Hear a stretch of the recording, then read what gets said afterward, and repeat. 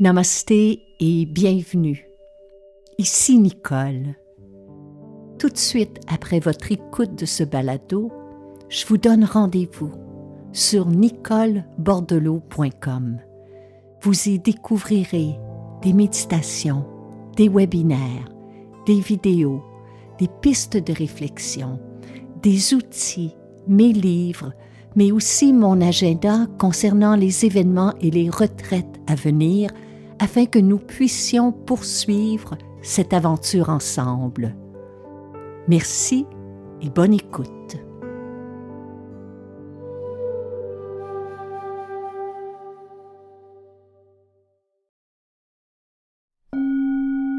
Heureuse de vous retrouver.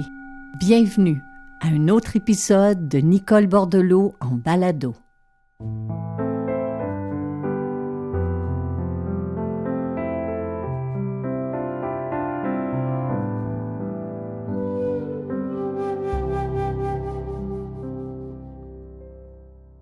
La semaine passée, lors d'une conversation téléphonique avec une de mes amies, cette dernière me disait manquer de motivation en cette rentrée, comme ressentir une sorte de lassitude mentale. Ce qui fut fascinant pour moi au cours de cette discussion, c'est de voir à quel point elle était consciente de ce qui se passait en elle.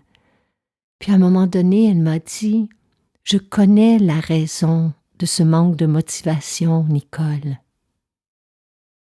Je suis partout et nulle part à la fois. »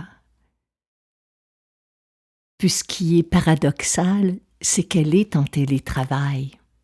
Alors elle me disait être toujours dans son appartement, entre sa cuisine et son salon, mais son mental, lui, fuit dans 1001 directions.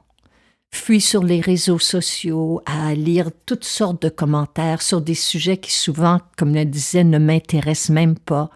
Je suis des séries sur Netflix, je suis sur Instagram et j'essaie de copier telle et telle recette ou de visionner tel et tel décor dans mon appartement. Je suis les nouveautés à la télé, je fais des listes de choses à faire, j'ai 1001 projets. Et le soir, je me couche et je suis épuisée avec cette sensation d'être perdue dans ma tête avec ces voix qui jamais ne se taisent. Puis ça a résonné en moi, parce qu'au fil de notre conversation, on mentionnait à quel point aujourd'hui notre attention est sollicitée de part et d'autre. Est-ce possible de mettre notre mental sur pause? C'est notre sujet de cette semaine.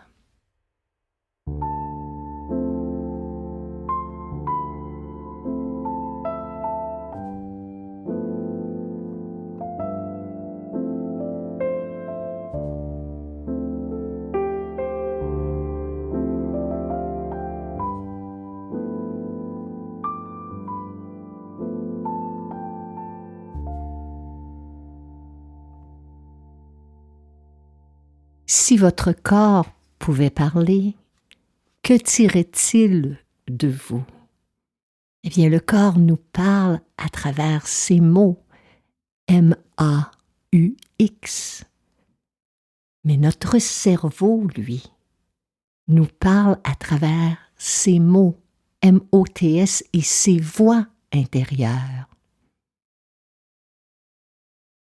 En effet, chaque jour, il y a tellement de pensées qui voyagent dans notre esprit. On nous dit qu'elles seraient de l'ordre de 65 000 à 70 000 pensées par jour. Et si cela ne vous étonne pas, sachez que ces pensées sont pour la grande majorité répétitives, c'est-à-dire que vous et moi, on vit au quotidien sensiblement avec les mêmes idées, les mêmes opinions, les mêmes jugements, les mêmes peurs et les mêmes angoisses qu'hier, avant-hier, le mois dernier ou les années passées. De plus, on vit continuellement avec ces voix dans notre tête qui ne se taisent jamais. ces voix qui cohabitent avec soi. Mais d'où viennent-elles et quelle forme prennent-elles? Eh bien, il y a un professeur de méditation qui disait « Ces voix proviennent tout simplement d'un bavardage de neurones entre elles. » Parce qu'effectivement, ce sont différentes régions de notre cerveau qui s'activent ensemble.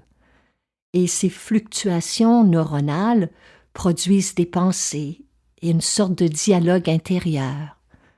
Comme par exemple, vous pourriez être en file d'attente et soudain une voix se met à commenter ce qui se passe autour de vous.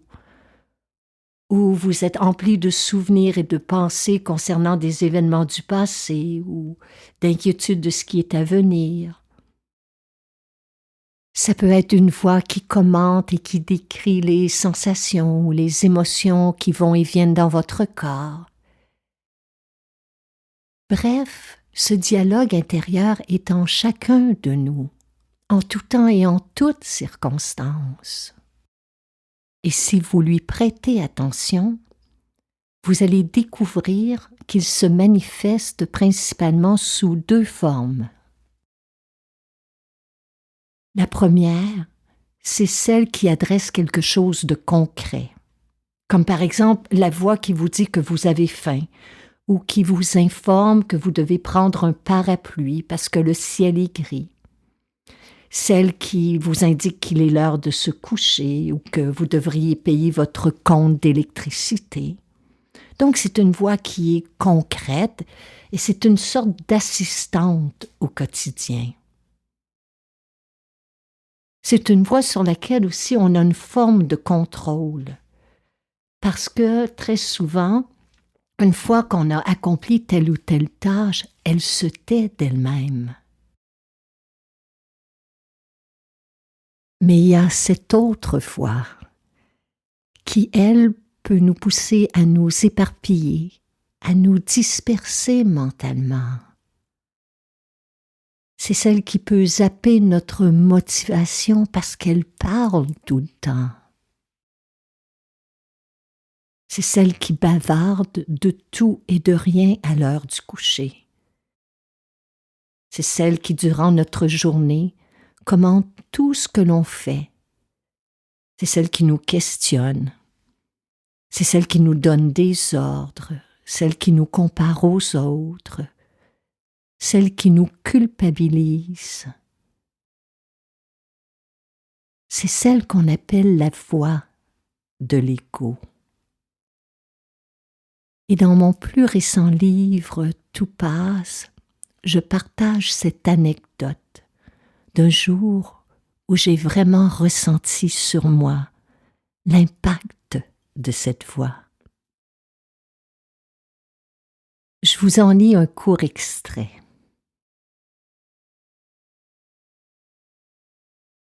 J'avais ce jour-là un rendez-vous au centre-ville de Montréal durant lequel nous discuterions d'un projet qui me tenait à cœur. Or, je n'avais pas prévu que je serais prisonnière d'un énorme bouchon de circulation pendant 1h30. Après avoir téléphoné à la personne qui m'attendait pour l'informer de mon retard et m'en excuser, j'ai attendu que le trafic se remette en branle. Heureusement, une fois à Montréal, j'ai vite trouvé où me garer. Enfin, les choses se mettaient à rouler plus rondement, ai-je pensé en moi-même.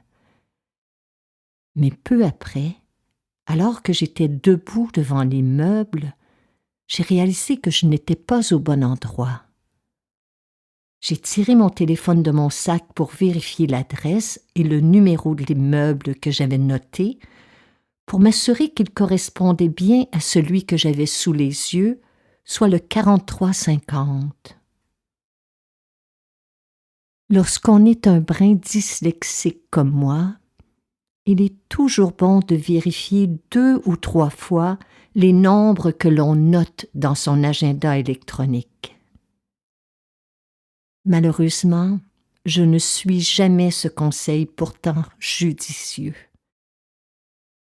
J'ai donc dû rappeler mon interlocuteur Et c'est ainsi que j'ai appris que l'on m'attendait plutôt au numéro 3450. Conclusion, je suis arrivée en retard et à la mauvaise adresse. Clairement, ce n'était pas la fin du monde. Je me suis confondue en excuses et nous avons fixé un autre rendez-vous. Fin de l'anecdote. Du moins, c'est ce que je croyais. Mais sur le chemin du retour à la maison, la voix de mon ego s'est mise en branle. Selon lui, j'avais encore fait une erreur de transcription de chiffres.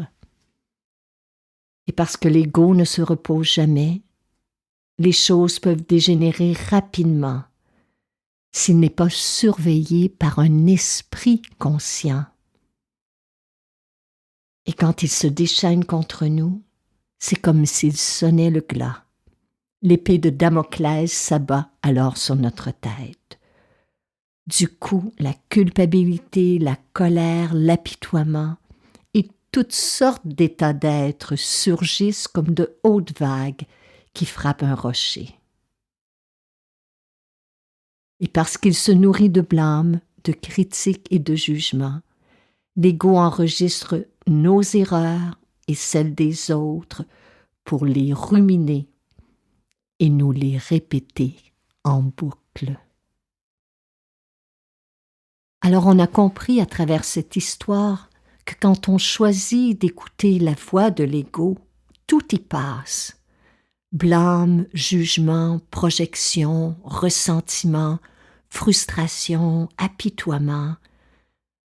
Il y a des voix qui nous plongent rapidement dans le filet de l'insécurité. Et c'est pour cela qu'il faut apprendre à choisir celle que l'on doit écouter.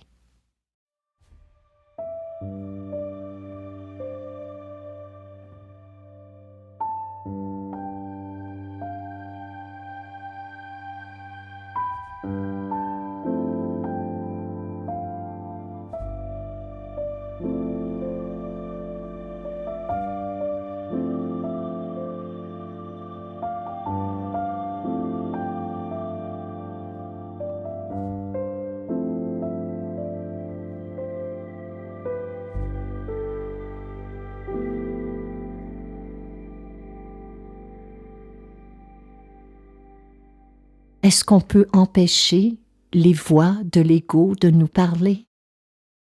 Non, pas vraiment. On ne peut pas les repousser. On ne peut pas les rejeter. On ne peut pas les supprimer par la volonté. Ce serait une lutte sans merci contre notre cerveau et de toute manière on perdrait dans ce combat parce que l'état qui en résulterait serait loin de celui de la paix intérieure. Si on ne peut empêcher cette voix de parler, on peut toutefois choisir la façon dont nous réagissons à ces commentaires. On peut choisir de laisser passer les commentaires négatifs, l'autocritique, les jugements, les pensées qui sapent notre énergie de vie et notre motivation, et favoriser les commentaires constructifs, les idées créatrices et les pensées qui visent à nous libérer de ces vieux conditionnements. Et avec le temps, petit à petit, ces voix vont céder place à une essence plus profonde, à une voix intérieure plus calme et plus confiante.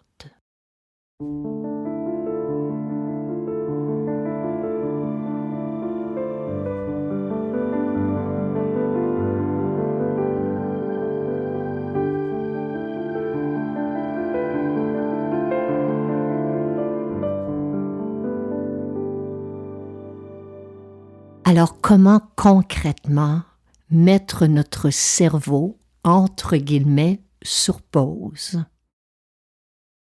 La première chose à savoir et à se rappeler, c'est que nous ne sommes pas prisonniers de ces voix. Et même s'il n'existe pas de méthode magique ou de solution miracle pour les faire taire à jamais, Il existe des outils qui peuvent nous aider à changer nos idées. Le simple fait de prendre 1 à 2 minutes, quelques fois par jour, pour fermer nos yeux.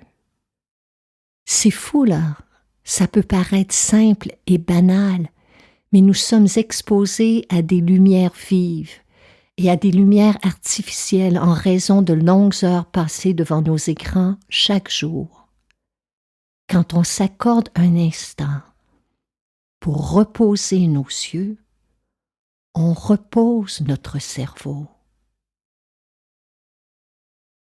2 minutes, ici et là, quelques fois par jour. Et petit à petit, c'est un antidote à la prolifération de ces pensées, à la prolifération de ces voix, à ces instants même où le corps se détend. Puis bien entendu, il y a d'autres outils que vous connaissez, comme par exemple la relaxation, la respiration consciente, la lecture, une marche en nature, le yoga, le qigong, le tai chi, la course à pied, la pratique d'un art ou d'une activité. Tout cela peut nous aider graduellement à se détacher de ces voix et de ces pensées. Et vous allez observer, à travers cet apprentissage, quelque chose de fascinant. Au fil du temps, ces voix perdent leur emprise sur vous, parce qu'elles se nourrissent présentement à même votre attention. C'est leur système de survie. Mais lorsque vous décidez de leur retirer votre attention comme si elle n'existait pas, elles disparaissent. Elles reviendront à la charge, bien entendu. C'est un apprentissage. Mais au fil du temps, petit à petit, ces voix vont céder place à une essence plus profonde, à une voix qui est déjà en vous, une voix qui est plus calme et plus confiante.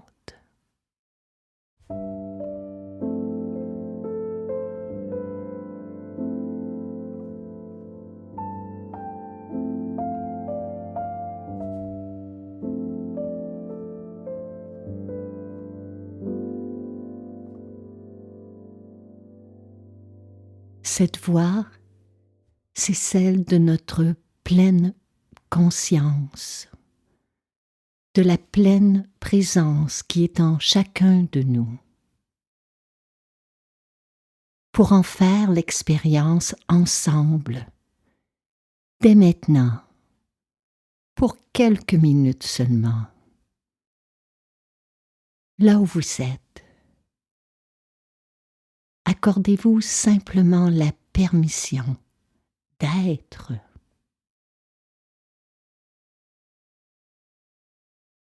Prenez conscience de la position de votre corps et si nécessaire, faites quelques ajustements, ne serait-ce que pour être 5 à 10% plus confortable.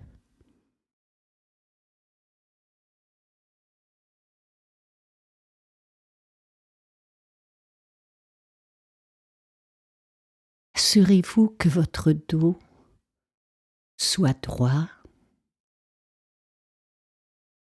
votre nuque alignée à votre colonne vertébrale et fermez les yeux doucement pour les reposer quelques instants.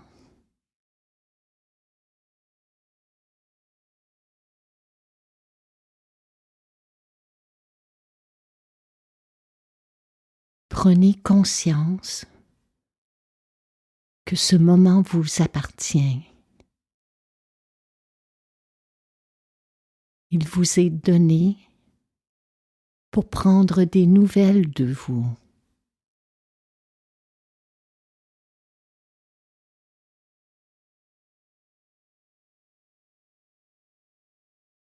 Une belle manière de prendre des nouvelles de soi,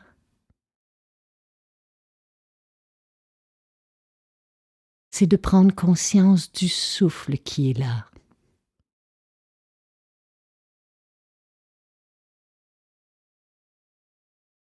De ce ventre qui se soulève et s'abaisse.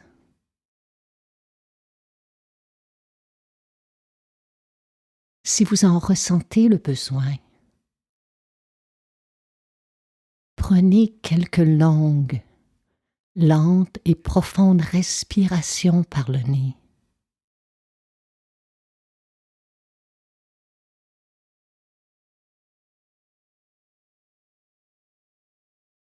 Inspirez le calme. Expirez le stress, la fatigue, les tensions.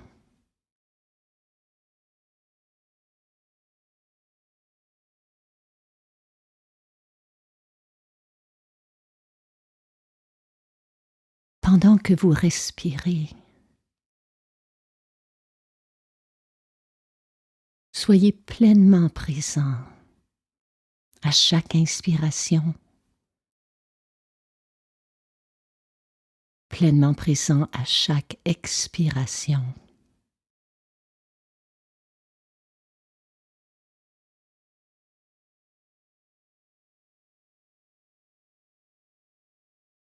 À présent, laissez le souffle être naturel, spontané, et ne faites plus rien. Méditer n'est pas une action. C'est un état d'être avec le corps, avec le souffle, avec ce qui est là, en cet instant.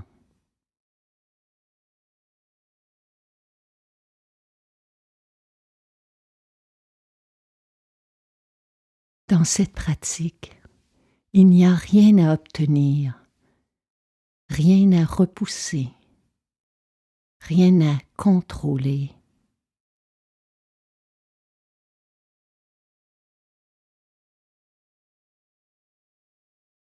Quoi qu'il arrive, de manière douce et courageuse, demeurez calme et centré sur le mouvement de votre souffle.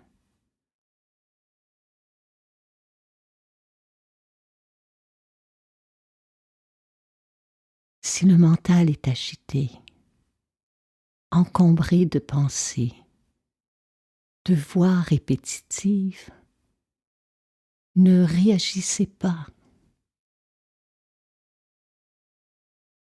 Il n'y a rien à craindre. Soyez simplement témoin des pensées, des histoires, des scénarios qui vont et viennent dans votre tête. Mais n'intervenez pas.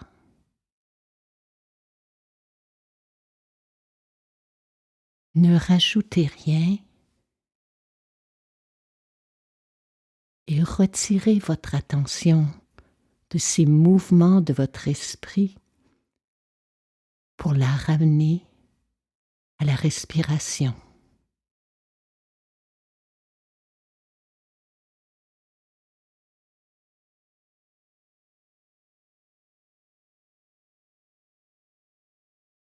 L'élément clé de cette pratique, c'est d'être conscient, témoin bienveillant de ses voix, de ses pensées, des sensations, des émotions, des bruits qui vous entourent, sans intervenir.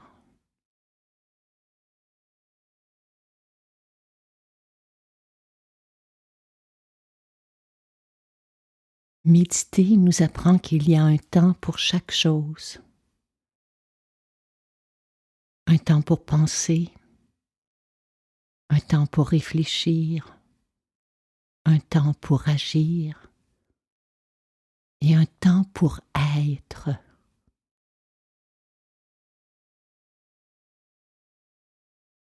Être calme et centré, en paix avec ce qui est.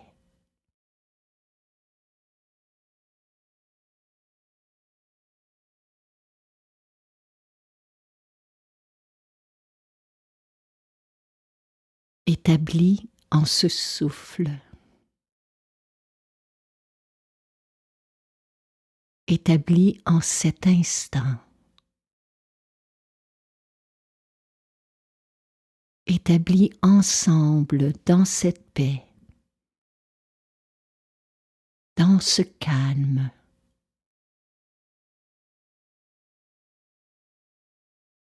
J'aimerais vous offrir en terminant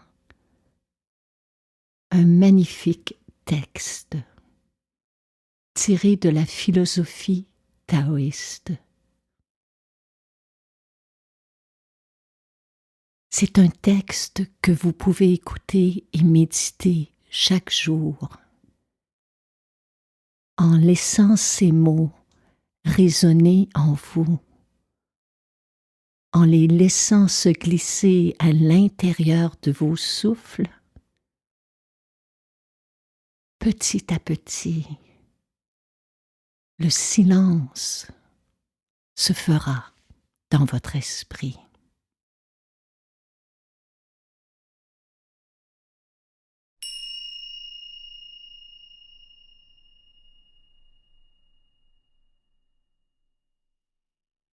Silence. Parle seulement quand cela est nécessaire. Pense à ce que tu vas dire avant d'ouvrir la bouche. Sois bref et précis, car chaque fois que tu laisses sortir des paroles de ta bouche, tu laisses sortir en même temps une partie de ta vitalité. Développe l'art de parler sans perdre d'énergie.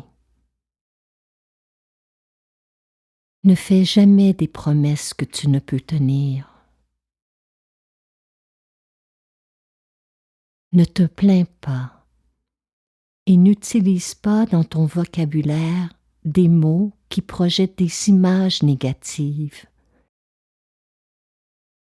parce que cela produira à l'extérieur de toi tout ce que tu as fabriqué avec l'intention qui a chargé tes mots. Si tu n'as rien de vrai, de nouveau et d'utile à dire, il est préférable de rester silencieux et de ne rien dire.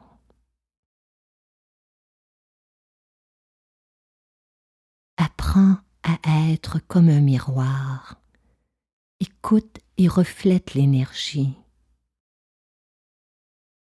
L'univers même est le meilleur exemple de miroir que la nature nous ait transmis, parce que l'univers accepte sans condition nos pensées, nos émotions, nos paroles, nos actions, et nous envoie le reflet de notre propre énergie sous la forme des différentes conditions qui se présentent dans notre vie. Prends un moment de silence intérieur pour considérer tout ce qui se présente et prends tes décisions ensuite. Tu développeras ainsi la confiance en toi-même et la sagesse. Évite de juger et de critiquer les autres. Le Tao est impartial et sans jugement. Ne critique pas. Il possède une compassion infinie et ne connaît pas la dualité. Chaque fois que tu juges quelqu'un, la seule chose que tu fais est de te désunir, d'exprimer ton opinion personnelle. C'est une perte d'énergie, seulement du bruit. Laisse tout en chacun résoudre ses propres problèmes et concentre ton énergie en ta propre vie. Occupe-toi de toi-même.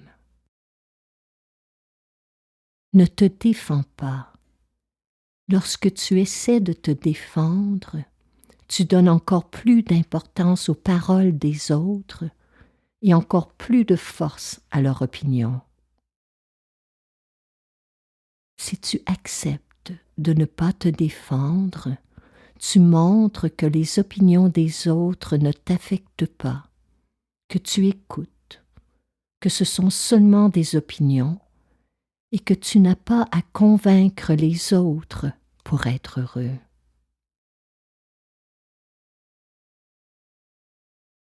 Ton silence intérieur te ramène à la sérénité. Fais régulièrement un jeûne de la parole pour continuer à éduquer l'ego. Pratique l'art du non-parler. Tu développeras progressivement l'art de parler sans parler et ta véritable nature intérieure remplacera ta personnalité artificielle, laissant se manifester la lumière de ton cœur et le pouvoir de la sagesse du silence. Grâce à cette force, tu attireras à toi tout ce dont tu as besoin pour te réaliser et te libérer. Par conséquent, garde le silence.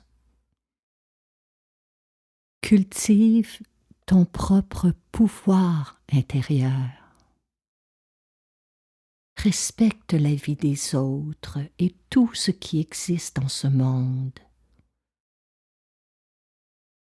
N'essaie pas de forcer, de manipuler et de contrôler les autres.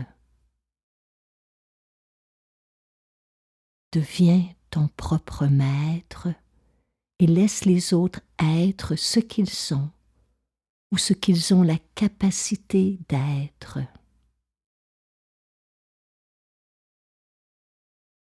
Installe-toi dans le silence et l'harmonie et suis la voix sacrée de ton cœur.